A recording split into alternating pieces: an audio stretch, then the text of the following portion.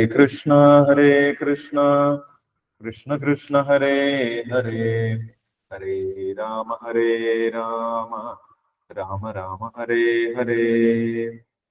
Nigamakalpatarorgalidam phalam Shukamukhat amrutadrava samyudam Pibata bhagavatam rasamalayam Muhuraho rasika bhuvi bhavuka Narayanam namaskrityam Naram chaiva narottamam Devim saraswatim vyasam Tato jayam mudirayeda Nashtaprayesha badreshu Nityam bhagavata sevaya Bhagavati uttama shloke Bhaktir bhavati naishtikim Krishnaya vasudevaya Devaki nandanaya cha Nandagopakumaraya Govindaya namo namaha.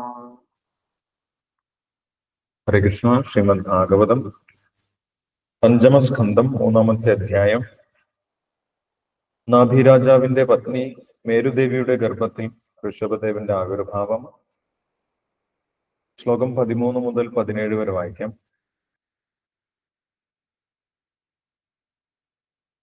കിഞ്ചായം രാജർഷിരപത്യകാമ പ്രജാം ഭവാദൃശീമാശാസാന ഈശ്വരമാശിഷാം സ്വർഗാപവർഗയോരപി ഭവന്തം ഉപധാവതി പ്രജായാം അർത്ഥപ്രത്യയോ ധനദം ഇവാധന ഫലീകരണം കോ വാ ഇഹാതേ അപരാജിതോ അപരാജിതയാ മായയാൻ അനവസിത പദവ്യാനാവൃത മതിർവിഷയ വിഷയരയാനാവൃത പ്രകൃതി അനുപാസിത മഹച്ചരണഃ യദുഹ വാവ തവ പുനരദഭ്രകർത്തരിഹ സമാഹുതസ്തത്രാർത്ഥധിയാം മന്ദാനാം നസ്തത് യദ്ദേവഹേളനം ദേവദേവാർഹസി സാമ്യേന സർവാൻ പ്രതിവോഡും അവിദുഷാം. ശ്രീശുക ഉവാച ഇതി നിഗതേനാഭീഷ്ടൂയമാനോ ഭഗവാൻ അനിമിഷർഷഭോ വർഷധരാഭിവാദിതാഭിവന്ദിതച്ചരണ സദയം ഇദമാഹ. ശ്രീഭഗവാനുവാച അഹോ ബദാഹ മൃഷയോ ഭവദ്ഭിർവിതതദഗീർഭിർ വരം അസുലഭം അഭിയാചിതോ യദമുഷ്യാത്മജോ മയാ സദൃശോ ഭൂയാദിതി മമാഹമേവാഭിരൂപ കൈവല്യാത് അധാപി ബ്രഹ്മവാദോ ന മൃഷാ ഭവിതും അർഹതി മമൈവ ഹി മുഖം യത് ദ്വിജദേവകുലം. വിവർത്തനം വായിച്ചോളൂ. ഹരേ കൃഷ്ണ പ്രഭുജി. സുപ്രഭം മാതാജി വായിച്ചു. ഓം നമോ ഭഗവതേ വാസുദേവായ. ഓം നമോ ഭഗവതേ വാസുദേവായ. ഓം നമോ ഭഗവതേ വാസുദേവായ. ശ്രീമദ് ഭാഗവതം സ്കന്ധം 5 അധ്യായം 3. നാഭിരാജാവിന്റെ പത്നി മേരുദേവിയുടെ ഗർഭത്തിൽ ഋഷഭദേവന്റെ ആവിർഭാവം. ശ്ലോകം 13. കിഞ്ചായം രാജർഷിരപത്യകാമ പ്രജാം ഭവാദൃശീമാശ സാന ഈശ്വരമാശിഷാം സ്വർഗാപവർഗയോരപി ഭവന്തമുപതാവതി പ്രജായാമർത്ഥപ്രത്യയോ ധനദമിവ വാധന ഫലീകരണം. വിവർത്തനം. പ്രിയപ്പെട്ട ഭഗവാനെ, അങ്ങയെപ്പോലൊരു പുത്രനെ വേണമെന്ന് അത്യന്തികമായി ആഗ്രഹിക്കുന്നവനാണ് ഈ മഹാരാജാവ് നാഭി. അങ്ങയുടെ ഭഗവത് പദത്തിൽ അതിസമ്പന്നനായ ഒരു വ്യക്തിക്ക് മുന്നിൽ ഒരു ധാന്യമണി യാചിക്കുന്നവന്റെ പദവി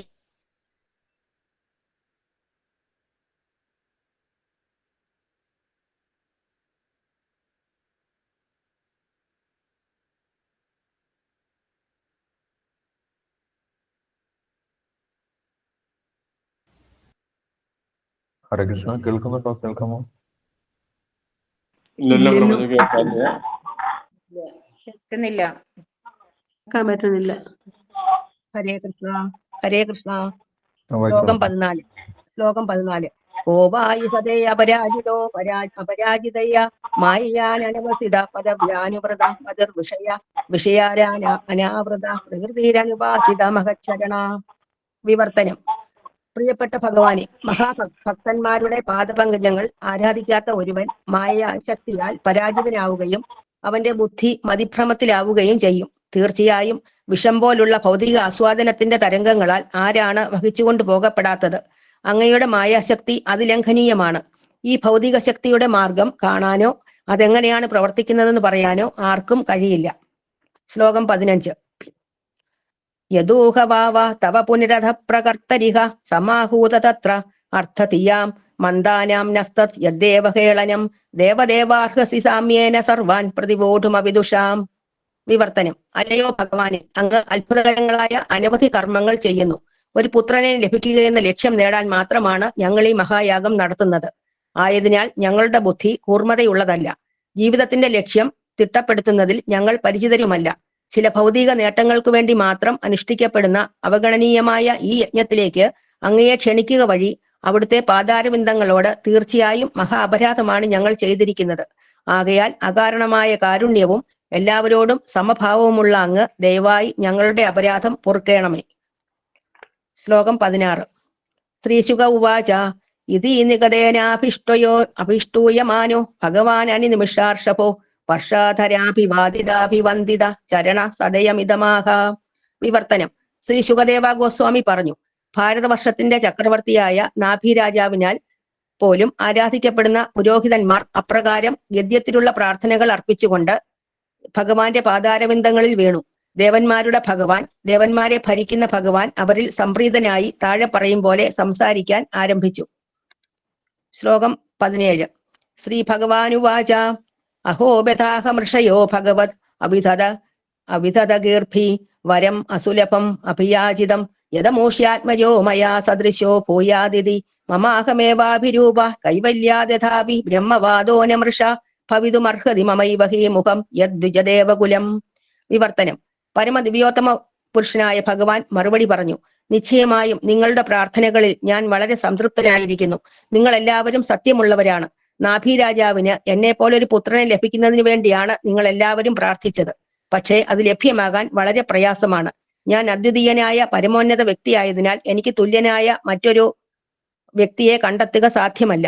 എന്റെ കാര്യത്തിൽ നിങ്ങൾ എല്ലാവരും എല്ലാ യോഗ്യതകളുമുള്ള ബ്രാഹ്മണരാകയാൽ നിങ്ങൾ സ്പന്ദിപ്പിക്കുന്നതൊന്നും ശരിയല്ലെന്ന് തെളിയിക്കാൻ കഴിയില്ല. എല്ലാ ബ്രാഹ്മണീയ യോഗ്യതകളുമുള്ള ബ്രാഹ്മണരെ എന്റെ മുഖത്തോളം നല്ലവരായി ഞാൻ പരിഗണിക്കുന്നു. ഹരേ കൃഷ്ണ കൃഷ്ണ കൃഷ്ണ ഹരേ ഹരേ ഹരേ രാമ രാമ രാമ ഹരേ ഹരേ. ഹരേ കൃഷ്ണ പ്രഭുജി. ഹരേ കൃഷ്ണ. ഹരേ കൃഷ്ണ. താങ്ക് യു സുദേവി സുപ്രഭാമയി ദേവിദാസി മാതാജി. ഹരേ കൃഷ്ണ.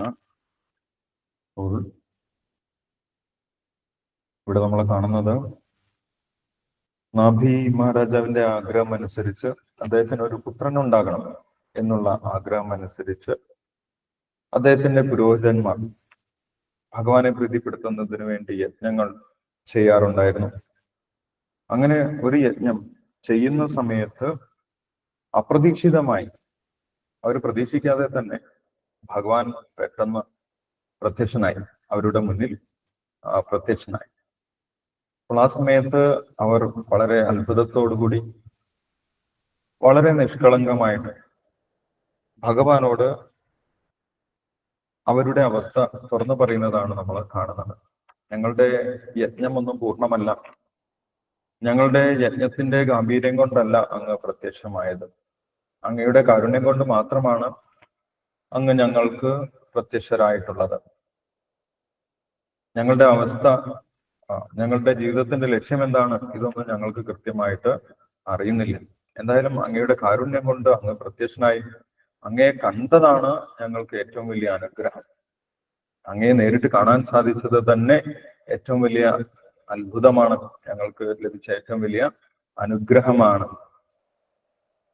എന്ന് കഴിഞ്ഞ ശ്ലോകങ്ങളിൽ നമ്മൾ വായിച്ചിട്ടുണ്ടായിരുന്നു. ഇപ്പോൾ അവരുടെ ആവശ്യം, എന്തുദ്ദേശം വെച്ചാണ് അവർ ഈ യജ്ഞം ആരംഭിച്ചിട്ടുള്ളത് എന്ന് പറയാം. കിഞ്ചായം രാജർഷി അപത്യകാമ, ഒരു പുത്രൻ വേണം. നബി മഹാരാജാവിന് ഒരു പുത്രനെ ആവശ്യമാണ്, അതുകൊണ്ടാണ് ഞങ്ങൾ ഈ യജ്ഞം ചെയ്തിട്ടുള്ളത്. അപ്പോൾ അങ്ങനെ ഒരു ഉദ്ദേശം കൊണ്ട് യജ്ഞം ചെയ്തത് തന്നെ വളരെ മോശമായി പോയി എന്നാണ് അവർ ഇപ്പോൾ പറയുന്നത്. കാരണം എന്താണ്? ഭഗവാന് എന്ത് വേണമെങ്കിലും നൽകാൻ സാധിക്കും. ഭഗവാന് അവർക്ക് മോക്ഷം നൽകാം, വൈകുണ്ഠ ലോകത്തിലേക്കുള്ള പ്രവേശനം നൽകാം, ശുദ്ധമായിട്ടുള്ള ഭക്തി, ഭഗവാന്റെ സേവനവും നൽകാം. ഇതൊക്കെ നൽകാൻ സാധിക്കുന്ന ആ ഭഗവാനോട് ഭൗതികമായിട്ടുള്ള ഒരു ആഗ്രഹം, ഒരു പുത്രൻ വേണം, അതിനു വേണ്ടിയാണ് ഞങ്ങൾ യജ്ഞം ചെയ്തത് എന്ന് പറയാൻ തന്നെ അവർക്ക് വലിയ മടിയായി. ഒരു ഭൗതിക ആവശ്യത്തിന് വേണ്ടി ഞങ്ങൾ വലിയൊരു യജ്ഞം ചെയ്തു, അത് അത്ര ശരിയായില്ല എന്നവർക്ക് തോന്നി. അതവര് തുറന്നു പറയുകയും ചെയ്തു. ശീലപ്രഭാതർ ഭാവാർത്ഥത്തിൽ പറയുന്നുണ്ട്, ഭഗവാനോട് യഥാർത്ഥത്തിൽ എന്താണ് പ്രാർത്ഥിക്കേണ്ടത് എന്ന് ചൈതന്യ മഹാപ്രഭു നമ്മൾക്ക് പറഞ്ഞു തരുന്നുണ്ട്. ന ധനം ന ജനം ന സുന്ദരി കവിതാവ ജഗദീശ കാമയെ. ഭഗവാനെ, ഞാൻ ധനമോ സുന്ദരികളെയോ അല്ലെങ്കിൽ അനുയായികളെയോ അതിനു വേണ്ടി ഒന്നുമല്ല ഭഗവാനെ പ്രാർത്ഥിക്കുന്നത്. മമ ജന്മനി ജന്മനീശ്വരെ ഭവതാത് ഭക്തിരഹൈ പോയി. അങ്ങയുടെ സേവനമാണ് യഥാർത്ഥത്തിൽ എനിക്ക് ആവശ്യം. ഇതാണ് ഇതായിരിക്കണം ഒരു ജീവാത്മാവിന്റെ പ്രാർത്ഥന എന്ന് നമ്മൾക്ക് ശീലപ്രഭാതർ പറഞ്ഞു തരുന്നത്. ഭഗവാന്റെ ഭക്തി കിട്ടണം, അതിനാണ് നമ്മൾ പ്രാർത്ഥിക്കേണ്ടത്. അല്ലെങ്കിൽ എല്ലാവിധ ഭഗവാന്റെ സേവനവും ചെയ്യേണ്ടത്. യജ്ഞത്തിന്റെ ഉദ്ദേശം അത് തന്നെയാണ് എന്ന് പറഞ്ഞു. അപ്പോൾ ഈ ഒരു ഉദ്ദേശത്തിന് വേണ്ടി യജ്ഞം ചെയ്തത് ശരിയായില്ല എന്ന് പുരോഹിതന്മാർക്ക് തന്നെ തോന്നി. അതിനവര് കാരണം പറയുന്നുണ്ട്. ഞങ്ങളെല്ലാവരും മായയിൽപ്പെട്ട ആളുകളാണ്, അല്ലെ? നാഭി മഹാരാജാവും ചിലപ്പോൾ മായയിൽപ്പെട്ടത് കൊണ്ടായിരിക്കും ഇങ്ങനെ ഒരു ആഗ്രഹം വെച്ച് പുലർത്തിയത്, ഒരു പുത്രനെ വേണം എന്നുള്ള ആഗ്രഹത്തിൽ യജ്ഞം ചെയ്തത്. അപ്പോൾ അങ്ങയുടെ മായാശക്തി വളരെ ശക്തിമത്താണ്, അതിനെ തോൽപ്പിക്കാൻ ആർക്കും സാധിക്കുന്നില്ല. അങ്ങ് ഭഗവാൻ പറഞ്ഞിട്ടുണ്ട് ഭഗവത്ഗീതയിൽ, ദൈവീഹേഷ ഗുണമയി മമമായ ദുരത്യ. എന്റെ മായാശക്തി ഒരിക്കലും തോൽപ്പിക്കാൻ സാധിക്കാത്തതാണ് എന്ന് പറഞ്ഞിട്ടുണ്ട്. അപ്പോൾ ഞങ്ങൾ മായയിൽപ്പെട്ടത് കൊണ്ടായിരിക്കാം ഇങ്ങനെയുള്ള ഭൗതിക ആഗ്രഹത്തിന് വേണ്ടി ഇങ്ങനെ ഒരു യജ്ഞം നടത്തിയിട്ടുള്ളത് എന്ന് പറയും. അപ്പോൾ ആ ഒരു ആഗ്രഹം വെച്ച് യജ്ഞം നടത്തിയതിന് ഞങ്ങൾ ക്ഷമയാചിക്കുകയാണ് എന്നടുത്ത ശ്ലോകത്തിൽ പറയുന്നു. 15-ാമത്തെ ശ്ലോകത്തിൽ യത് ദേവഹേളനം, ഇത് അങ്ങേക്ക് ഒരു അപമാനമായിരിക്കും. കാരണം എന്താണ്? ഒരു വലിയ ചക്രവർത്തി ജനങ്ങളോട് ചോദിക്കുകയാണ്, നിങ്ങൾക്ക് എന്താണ് വേണ്ടത്? അല്ലെങ്കിൽ ഒരു ചക്രവർത്തിയുടെ മുന്നിൽ പോയിട്ട് ചക്രവർത്തിയെ കണ്ട സമയത്ത് ആ ചക്രവർത്തി ചോദിക്കുകയാണ്, നിങ്ങൾക്ക് എന്ത് വേണമെങ്കിലും ചോദിച്ചോ, എന്ത് വേണമെങ്കിലും തരാം എന്ന് പറഞ്ഞ സമയത്ത് എനിക്ക് ഒരു അരിയുടെ മണി മാത്രം മതി, ഒരു അരിമണി മാത്രം മതി എന്ന് പറയുന്നത് പോലെയാണ് അങ്ങയോട് ഇങ്ങനെ ഒരു ഭൗതിക ആവശ്യം ചോദിക്കുന്നത്. അതിനുവേണ്ടി ഞങ്ങൾ അങ്ങയെ വിളിച്ചു വരുത്തി, അത് ഞങ്ങളോട് ക്ഷമിക്കണം എന്ന് പറഞ്ഞ പുരോഹിതന്മാർ ഭഗവാനോട് ക്ഷമയാചിക്കുകയാണ്. 14-ാമത്തെ ശ്ലോകത്തിൽ പറയുന്ന ഒരു പ്രധാനപ്പെട്ട കാര്യമുണ്ട്. എന്തുകൊണ്ടാണ് ആളുകൾ മായയിൽ പെട്ടുപോകുന്നത്? അതിന്റെ കാരണം അവർ പറയുന്നുണ്ട്, അനുപാസിതം മഹച്ചരണം. ഭഗവാന്റെ ഭക്തന്മാരുടെ പാദങ്ങൾ സേവിക്കാത്തത് കൊണ്ടാണ് ജനങ്ങൾ മായയിൽ വീണു പോകുന്നത്. ഭഗവാനെ ശരണം പ്രാപിച്ചാൽ മാത്രമേ മായയിൽ നിന്ന് മുക്തി നേടാൻ സാധിക്കുള്ളൂ എന്ന് ഭഗവത്ഗീതയിൽ പറയുന്നത്. എങ്ങനെയാണ് ഭഗവാനെ ശരണം പ്രാപിക്കുന്നത്? ഭഗവാന്റെ ഭക്തന്മാരെ സേവിക്കുന്നതിലൂടെയാണ് ഭഗവാന്റെ ശരണം പ്രാപിക്കുന്നത്. ആ ഒരു കാര്യം വളരെ പ്രധാനമായിട്ട് ഇവിടെ 14-ാമത്തെ ശ്ലോകത്തിൽ എടുത്തു പറയുന്നുണ്ട്. അനുപാസിതം മഹച്ചരണം. ഭഗവാന്റെ ഭക്തന്മാരെ ശരണം പ്രാപിക്കാൻ, അവരെ സേവിക്കാൻ തയ്യാറാകാത്തത് കൊണ്ടാണ് എല്ലാവരും മായയിൽ വീണു പോയിട്ടുള്ളത് എന്നുള്ള കാര്യം പറയും. ഇതേ കാര്യം പല സ്ഥലത്തും പറയുന്നുണ്ട്. പ്രഹ്ലാദ മഹാരാജാവും ഭഗവാന്റെ ഭക്തന്മാരെ സേവിക്കുന്നതിന്റെ പ്രാധാന്യം പ്രഹ്ലാദ സ്തുതിയിൽ പറയുന്നു. നൈഷാം മതിസ്താവത് ഉരുക്രമാങ്ക്രൈം സ്പൃശന്തി അനർത്ഥാപകമോ യത് അർത്ഥ മഹീയസാം പാദരജോഭിഷേകം. മഹീയസാം പാദരജോഭിഷേകം എന്നാണ് പറയുന്നത്. ഭഗവാന്റെ ഭക്തന്മാരുടെ പാദധൂളികൾ ശിരസിൽ അണിഞ്ഞാൽ മാത്രമാണ് ഒരു വ്യക്തിക്ക് മോചനം ലഭിക്കുന്നത്. അപ്പോൾ ഭക്തന്മാരുടെ പാത പിന്തുടരാതെ ആർക്കും സ്വന്തമായിട്ട് സ്വന്തം ശക്തി കൊണ്ട് മായയിൽ നിന്ന് രക്ഷപ്പെടാൻ സാധിക്കുന്നില്ല എന്നുള്ള കാര്യം പുരോഹിതന്മാർ എടുത്തു പറഞ്ഞു. അപ്പോൾ ഞങ്ങൾ മായയിൽപ്പെട്ട ഇങ്ങനെ ഒരു പുത്രനെ ലഭിക്കണം എന്നുള്ള ആഗ്രഹത്തിൽ അങ്ങയെ വിളിച്ചു വരുത്തിയതിൽ ഞങ്ങൾ അങ്ങയോട് ക്ഷമ ചോദിക്കുകയാണ് എന്നും അവർ പറഞ്ഞു ഭഗവാന്റെ കാൽക്കൽ വീണ് നമസ്കരിച്ചു എന്നാണ് പറയുന്നത്. ഞങ്ങൾ ചെയ്തത് ഒരു അപരാധമായി പോയി എന്ന് അവർക്ക് തോന്നി. അല്ലെ, ഭഗവാനെ ഇങ്ങനെ ഒരു കാര്യത്തിന് വേണ്ടി വിളിച്ചു വരുത്തേണ്ട ആവശ്യമില്ലായിരുന്നു. നല്ല സത്കർമ്മങ്ങൾ ചെയ്താൽ തന്നെ അതിനുള്ള ഫലം ലഭിക്കും. പക്ഷെ ഭഗവാനെ വിളിച്ചു വരുത്തിയിട്ട് ഇങ്ങനെ ഒരു ഭൗതിക ആവശ്യം ചോദിച്ചതിൽ അവർക്ക് തന്നെ ഒരു അനൗചിത്യം അതിൽ തോന്നി. അതുകൊണ്ടാണ് അവരങ്ങനെ സംസാരിച്ചത്. പക്ഷെ ഭഗവാൻ ഇവിടെ അവരോട് തിരിച്ച് മറുപടി പറയാൻ ആരംഭിക്കുന്നു. ഭഗവാൻ അനുഗ്രഹിച്ചുകൊണ്ട് സംസാരിക്കാൻ തുടങ്ങി. ഭഗവാൻ വളരെ സന്തോഷത്തിലാണ് യഥാർത്ഥത്തിൽ. അവർ വളരെ നിഷ്കളങ്കമായി സംസാരിച്ചത് കൊണ്ട്, പുരോഹിതന്മാർ വളരെ നിഷ്കളങ്കമായി തുറന്ന് സംസാരിച്ചത് കൊണ്ട് ഭഗവാന് വലിയ സന്തോഷമായി. അല്ലെ, ഞങ്ങൾ വലിയൊരു യജ്ഞം ചെയ്തു എന്നുള്ള ഭാവമൊന്നും അവർക്കുണ്ടായിരുന്നില്ല. ഞങ്ങൾ ചെയ്തതിൽ തെറ്റുകളൊക്കെ ഉണ്ടാകാം, ഞങ്ങൾ അത്ര ജ്ഞാനമുള്ളവരൊന്നുമല്ല. അവർ യഥാർത്ഥത്തിൽ വേദപണ്ഡിതരാണ്. എങ്കിലും അവർ പറയുകയാണ് ഞങ്ങൾക്ക് അത്ര ജ്ഞാനമൊന്നുമില്ല, ഞങ്ങൾ ചെയ്തതിൽ തെറ്റുകളൊക്കെ ഉണ്ടാകാം എന്ന് തുറന്നു പറഞ്ഞതുകൊണ്ട് ഭഗവാന് അവരോട് വലിയ സന്തോഷമുണ്ടായി. നേരത്തെ പ്രജേതസ്സുകളെ കണ്ട ഉടനെ ഭഗവാൻ പറഞ്ഞിട്ടുണ്ടായിരുന്നു, അല്ല, നിങ്ങളുടെ തപസ്സിൽ എനിക്ക് വലിയ സന്തോഷമാണ്. അതിന്റെ കാരണവും ഭഗവാൻ പറഞ്ഞിട്ടുണ്ടായിരുന്നു. അല്ലെ, എന്തായിരുന്നു കാരണം? സഹോദരങ്ങളെല്ലാം കോപ്പറേറ്റീവ് ആയിട്ടിരുന്നു. അതെ, അവര് ഭഗവാന്റെ സേവനം ചെയ്തിട്ടുള്ളത് എല്ലാവരും വളരെ സഹകരിച്ചാണ്, ഒരേ മനസ്സോടുകൂടി, സഹകരണ ബുദ്ധിയോടുകൂടി, സ്നേഹത്തോടുകൂടി അവർ യാതൊരു കലവുമില്ലാതെ ഒരുമിച്ച് ഭഗവാന്റെ സേവനം ചെയ്തു. അങ്ങനെ ആ സഹകരണ മനോഭാവത്തോടുകൂടി സ്നേഹത്തോടെ ഒരുമിച്ച് ഭഗവാനെ സേവിച്ചതിലാണ് ഭഗവാന് വലിയ തൃപ്തി ഉണ്ടായത്. അപ്പോൾ ഇവിടെ എന്താണ് പറയുന്നത്? ഇവിടെ ഭഗവാന് എങ്ങനെയാണ് തൃപ്തി ഉണ്ടായത്?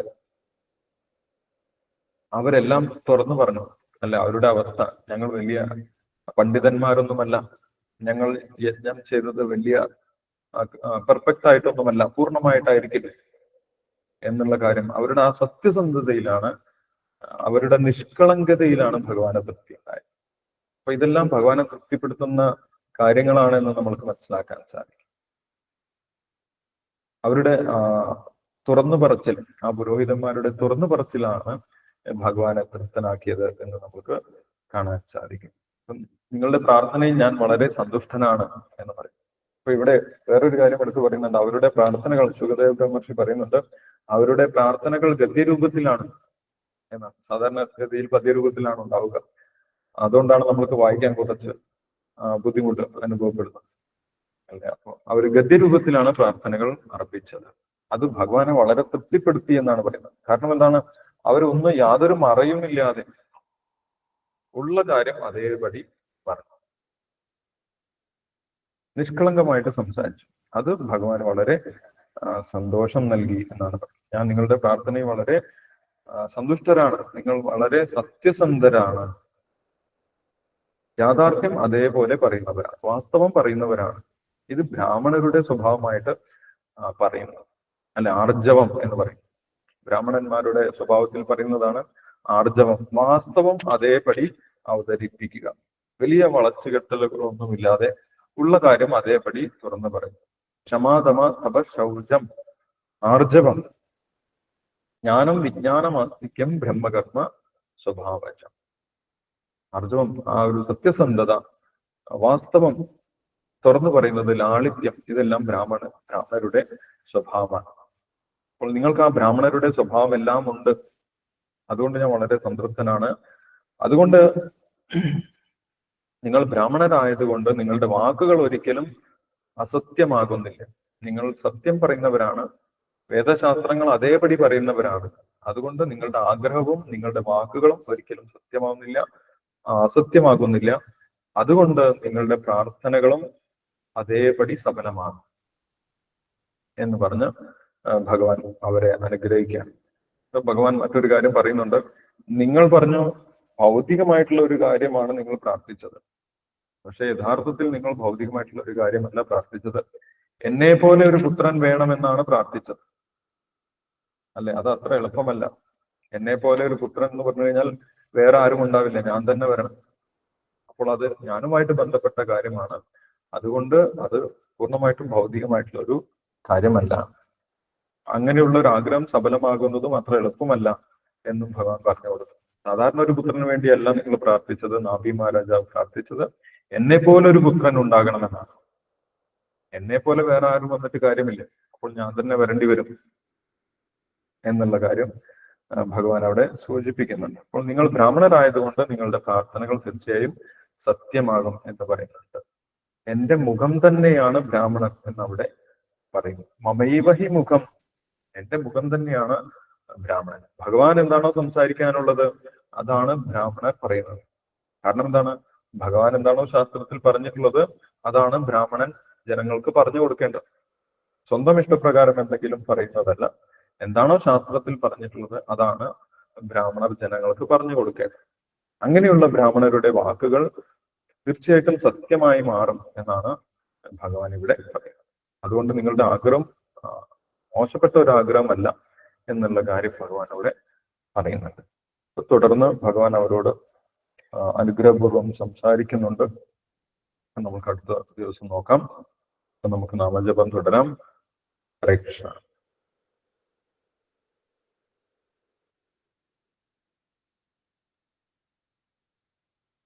ആരാണ് ജപിക്കുന്നത്? ഹരേ കൃഷ്ണ. ആര്യമാതാജി ഉണ്ടോ? ഹരേ കൃഷ്ണ. ആര്യമാതാജി ഇല്ലെങ്കിൽ അടുത്ത ആള് ജപിച്ചോളൂ. സൗഭാഗ്യ മാതാജി. ഹരേ കൃഷ്ണ. ഹരേ കൃഷ്ണ മാതാജി, ഞാൻ ജപിച്ചോട്ടെ? ജപിച്ചോളൂ മാതാജി. ഹരേ കൃഷ്ണ. ജയ ശ്രീകൃഷ്ണ ചൈതന്യ പ്രഭു നിത്യാനന്ദ ശ്രീ അദ്വൈത ഗദാധര ശ്രീവാസാദി ഗൗരഭക്ത